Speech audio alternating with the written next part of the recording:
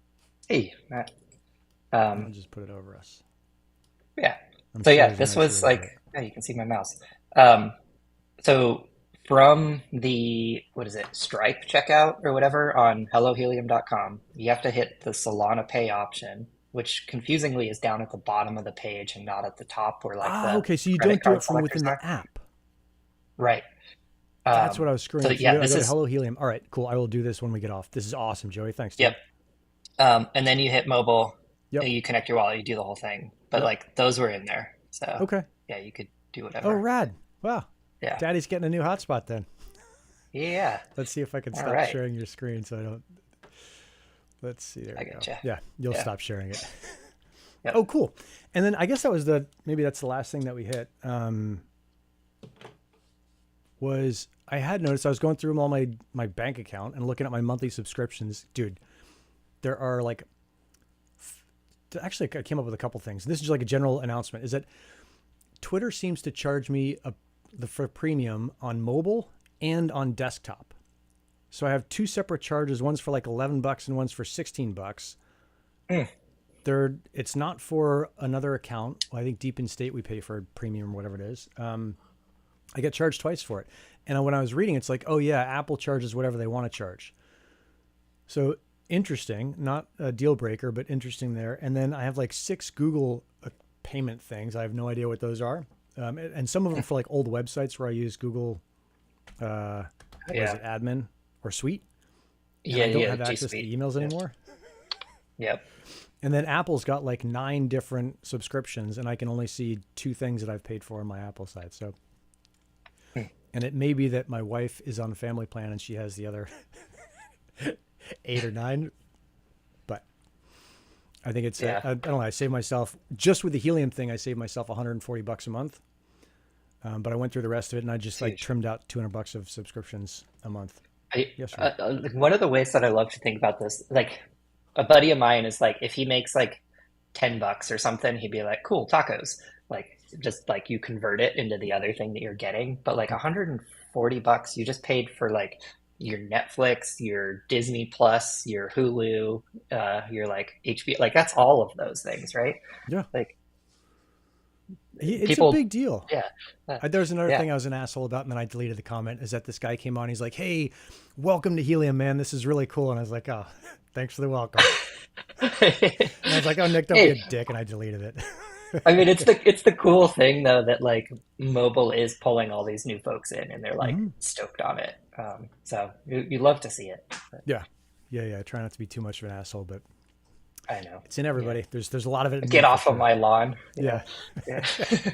Super cool. All right, dude. Well, that should wrap it. I know you got stuff to do. I know other folks have things to do. I think this is a good format where we do like 15 minutes of full on deep in news, and then you and I can shoot the shit. I know next week you're going to be out of the office. Is that right?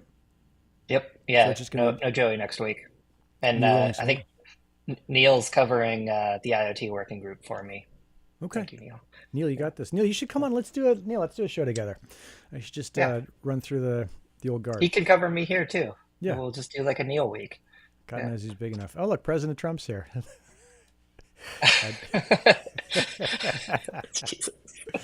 All right. That is so our that, cue. on that happy note. Yeah. All right, buddy. All right. Good to see you. Take it easy. Thanks Bye. for watching.